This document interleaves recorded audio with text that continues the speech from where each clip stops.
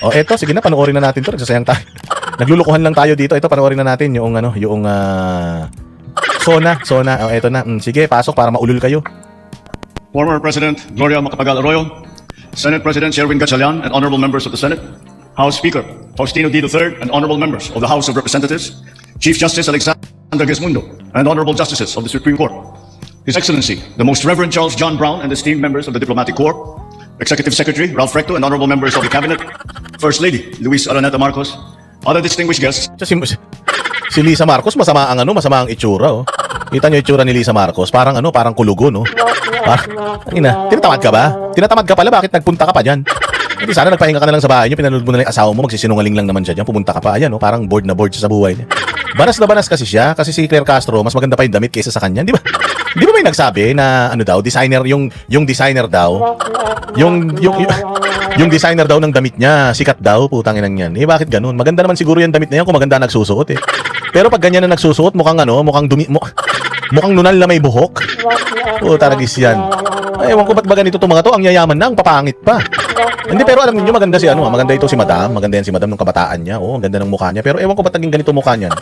Sabi nila kapag mahilig ka daw umabuso ng mga pinagbabawal na mga bagay-bagay, pumapangit ka eh. Alam nyo, yung kapitbahay namin na mahilig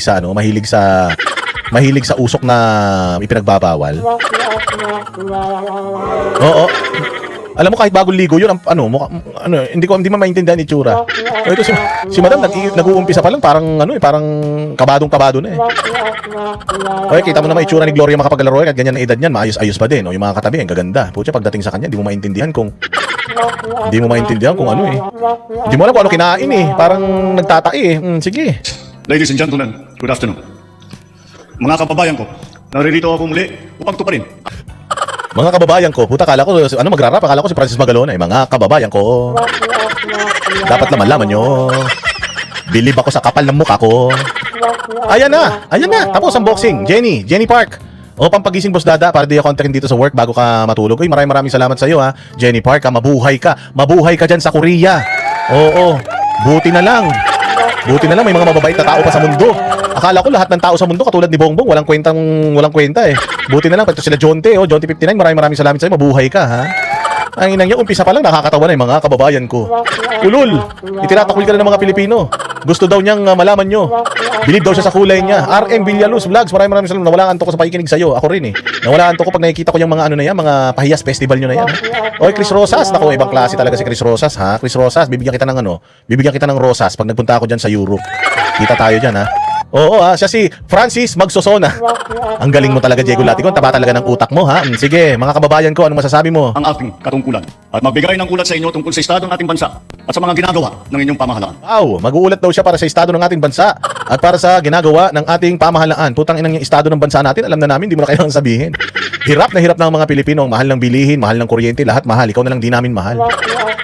At ang nagawa, ang nagawa ng gobyerno, puta, walang nagawa ang gobyerno kundi magnakaw. Lahat ng tao sa gobyerno, wala nang ginawa kundi magnakaw, magpasarap. Mga walang hiya kayo.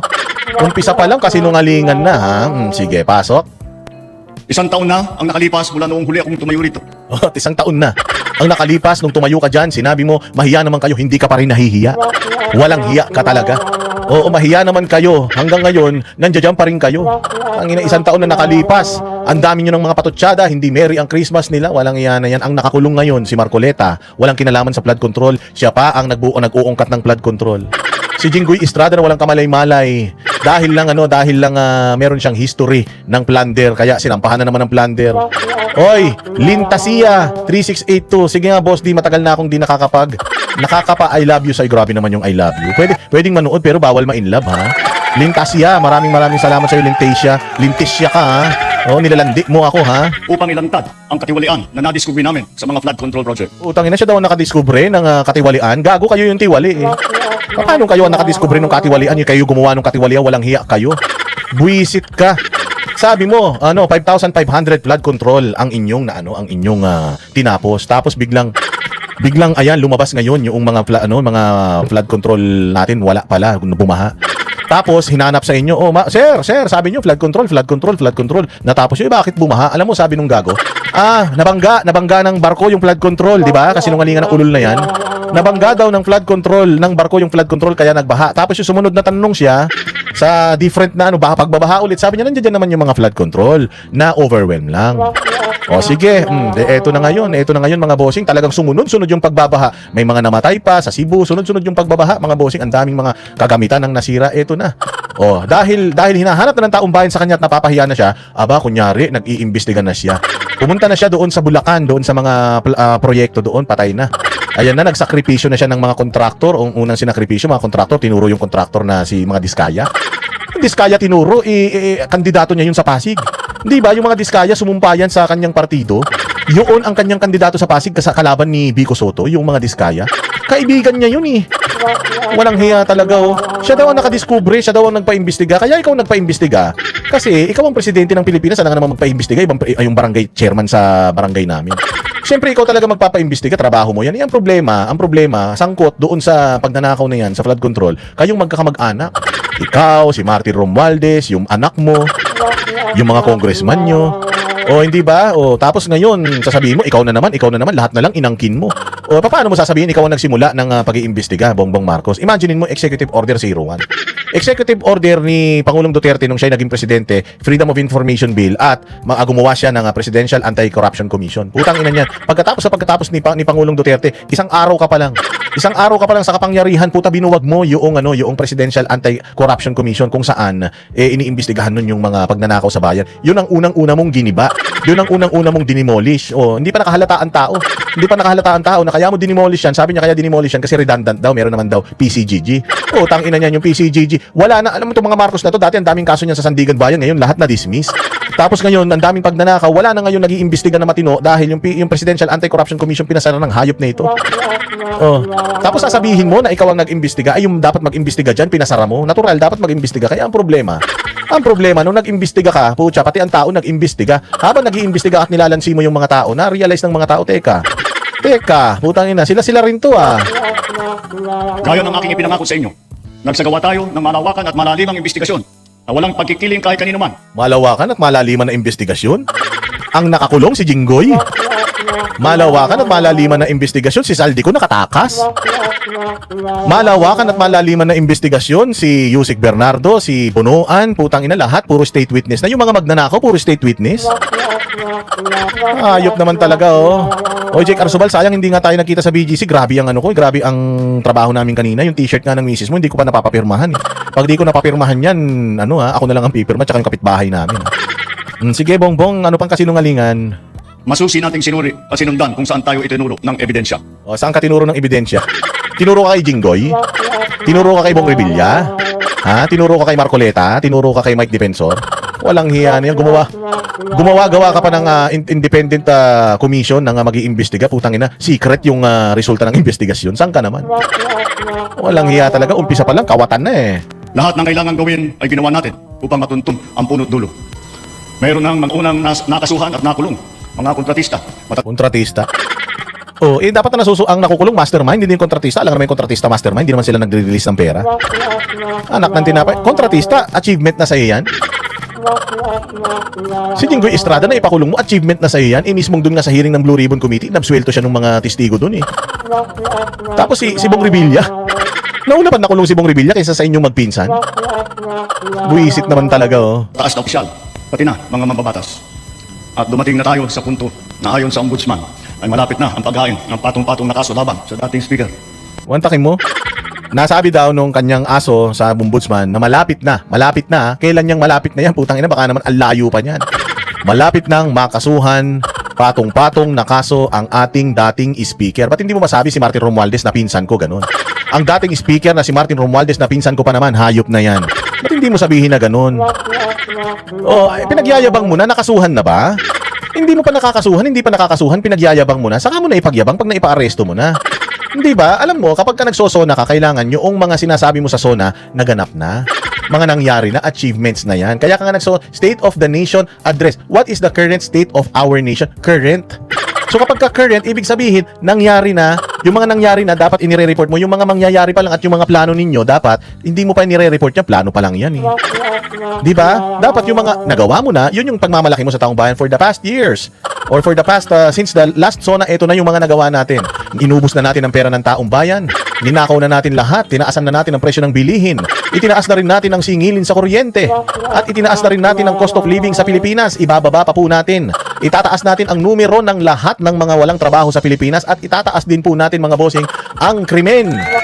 Ibababa po natin ang presyo ng shabu para lahat ng mga Pilipino maging adik. Oo. Chloen, ano sin to? Si Chloen, ARMD. Maraming salamat sa iyo dyan sa Europa, mabuhay ka. O hindi ba, puro kabalbalan eh ang mga pinaggagawa ninyo. Masakit man sa akin ito, ngunit kailangan natin gawin ang tama. Masakit man sa kanya, bakit masakit sa'yo? Anong masakit sa'yo? Kung magnanakaw yung pinsan mo, bakit masakit sa'yo? Anong part ng pagnanakaw niya yung masakit sa'yo? Hindi ka ba niya binahagian? Sinolo ba niya? O binitray niya yung tiwala mo? Ganon, tanginan niya. Imposible hindi mo kilala na magnanakaw yung pinsan mo. Bata pa kayo, magkasama na kayo eh. Imposible naman hindi mo alam na ano yan, na pinsan ni ano yan, pinsan ni Lupin yan. Nasasaktan pala ang mga demonyo. Hindi ko nga alam, nagdasal pa sila kanina eh. Anong masakit? Masakit dahil nabisto mo ba na sobrang laki nung ninakaw niya, hindi mo ini-expect na ganun kalaki? O ano ba to? Parang ang sinabi niya sa'yo, 1 billion lang nanakaw natin. Yung pala, trilyon, ganun ba yung kaya ka nasasaktan?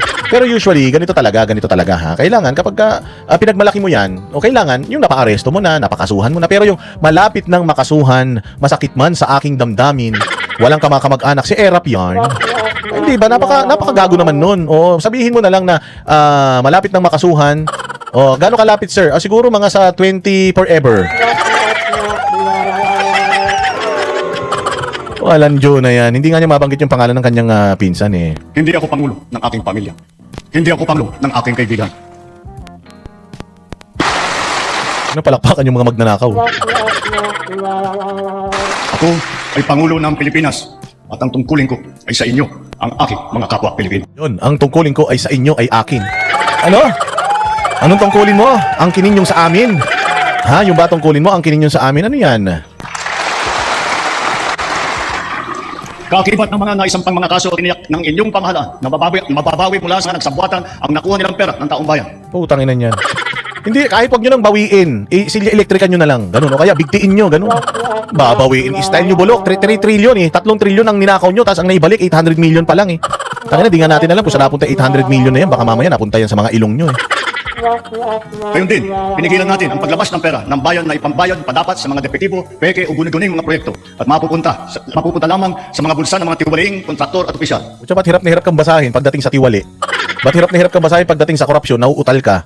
Ilang words pa lang yung binabasa mo, ikaw na nga sumulat niya na ano ka pa, nabubulol ka pa. Kaya nga ako, pati dito na lang sa pagsusulat ng kanyang speech kasi nungalingan pa. Maniniwala ka siya nagsulat ng speech na tanga magtagalog niyan. Ayan na nga, binabasa na nga, nagkakamali pa siya kung isusulat niya pa kaya. Halos 25 bilyong piso ang halaga ng nabawi, frozen at napreserbang mga pera at ari-arian ng mga akusado. Putang ina niya, naniniwala kayo doon? Naniniwala kayo doon? Tingnan mo nga si Martin Romualdez kung talagang naka-freeze yung mga assets niya. Kita mo, sarap pa rin ang ulam niya, sarap pa rin ang buhay niya. Yung asawa niya, ganda pa rin ng gown. Yung anak niya, mga anak niya, nakapag-aral pa rin sa ibang bansa. Maniniwala ka naka-freeze yung assets ng mga utolongges na yan? Tanginan yan. Saan galing na naman yan? Sino ba mga finreeze yung assets? Ilabas nyo nga dyan yung mga finreeze yung assets. Si Saldico, finreeze talaga yung assets si Saldico. Kung finreeze yung assets si Saldico, di sana wala ng pera ngayon panggasto sa ibang bansa yan. Ay, style nyo bulok. Freeze yung assets sa sinasabi nyo. Kung inang yan, tapos ibinalik daw yung pera. Magkano lang ibinalik? Ito pa nga nakakatawa, nagbalik ng pera yung mga taga-DPWH. Ibig sabihin, pag nagbalik sila ng pera, umaamin sila sa kasalanan nila na nagnakaw sila, nagbalik sila ng pera, nagbalik sila ng sasakyan, nagbalik sila ng pera. Bakit ginawa nyo silang state witness? Bakit pinakinggan nyo sila?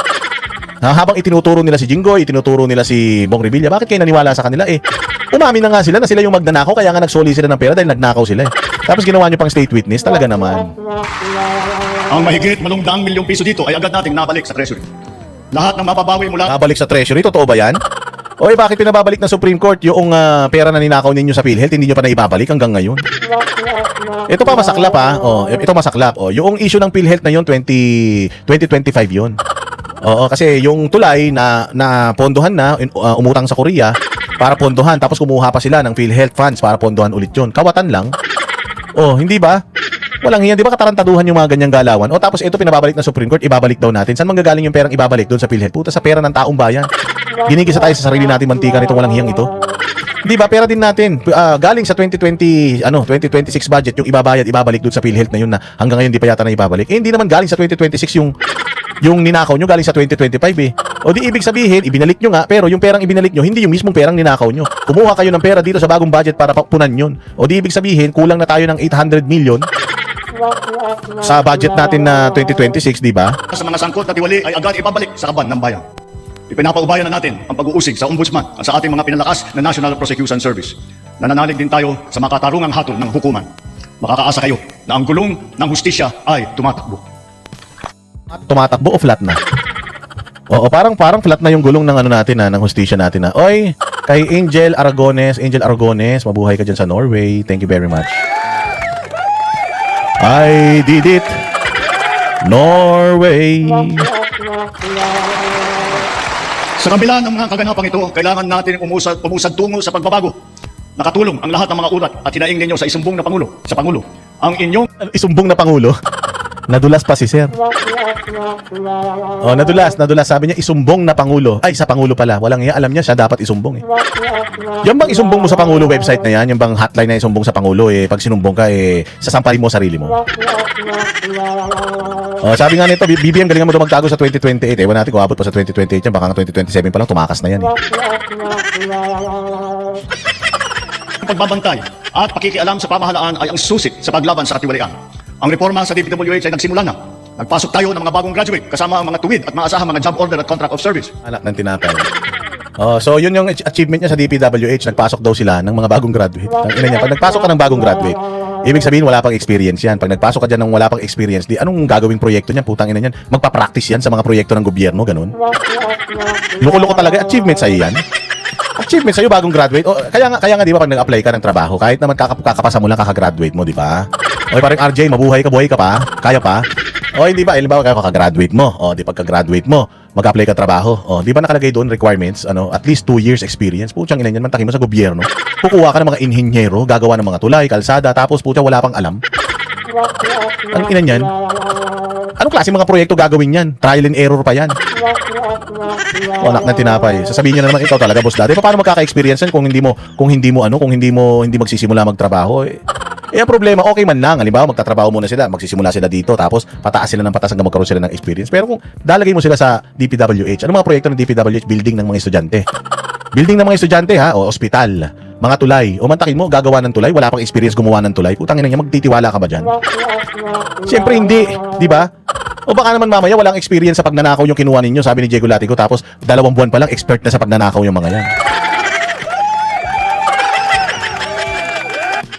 Bukod sa mga flood control project, lahat ng mga proyekto ay sinuri at tiniyak na talagang kinakailangan at maayos mula sa plano, presyo hanggang pagpapatupad.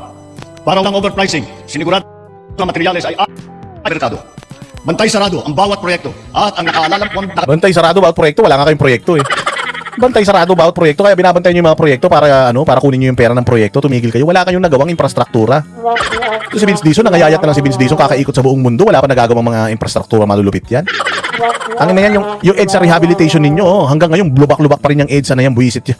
Magkano inallocate nyo dyan sa EDSA rehabilitation hanggang ngayon, putang ina niya. Hanggang ngayon, pagka umandar ka dyan sa EDSA, para ka nakasakay sa kalesa. Kahit ang ganda ng sasakyan mo, putang ina, masisira ang suspension ng sasakyan mo. Mararamdaman mo lahat ng lubak, walang hiya na yan. ang pondo sa Transparency Portal, Integrity Chain at katuwang na ang mga civil society organization. Mula nung tumama sa ating bansa ang epekto ng giyera sa gitnang silangan, nagdeklara tayo agad ng State of National Energy Emergency. Tangina, eto na. Nung pinag-isapan niya ito, sabi ko, putya, matindi talaga itong si Bongbong. Napakasinungaling talaga. Nung tumama daw ang problema sa Middle East, putyang inasinulusyonan niya. Anong solusyon? Anong solusyon na nagawa mo? Walang yaka. Ang mahal-mahal ng diesel ngayon. Magkano lang ang diesel nung bago pumutok itong issue na ito? Ang diesel noon, mga 45, ganon, ang diesel. Ngayon, ang diesel doble, doble, 80 mahigit. Bumaba na yan, yes. Kasi nag 130 pesos yan 130 pesos From 40 pesos, naging 130 pesos. Ilang daang porsyento yung itinaas niya. O ngayon, ni-rollback. Pero nung ni-rollback, putang ina, hindi pa rin umabot ng 40. Ibig sabihin, lugi pa rin tayo. Pinaglololoko nyo kami. Itinaas nyo ng hanggang 150, sabi nga ni Diego Latigo, itinaas nyo ng 150. O, tapos, ni-rollback nyo ng 80. Tapos tuwang-tuwa na kayo noon. Gago ka ba? 40 lang noon, 80 mahigit ngayon, di 100% pa rin tinaas. Putang ina, solusyonan mo. Walang hiya kayo talaga, sinungaling ka. Buong mundo na problema diyan sa issue ng ng kakulangan ng langis, tapos ikaw wala kang problema na solusyonan mo. Putang ina, sinungaling kang lihiti mo Iisa ang ating misyon, uplift ang iahon ng ating nahihirapang mga mamamayan. Ahon, wala ka pa na iahon. Putang ina, kayo pa lang ang umaahon. Kayo, ikaw, na asawa mo, pinsan mo, anak mo, Kayo pa lang ang umahon, lintik si Martin Romualdez yung kanyang salin. Yung salin niya nag-increase from 300 million naging 3 billion. Utang na, ikaw din daw tumaas din daw yung salin mo, wala ka naman trabaho. Magkano man sweldo ng presidente, paano tumaas yung salin mo? Yung anak mo biglang yumaman ni si Sandro, walang yan. Hindi ka pa namamatay, hindi mo pa pinapamanahan yan. Paano naging mayaman si Sandro? Oo, hawak na daw ni Sandro lahat ng mga vape sa buong Pilipinas, walang hiya na yan.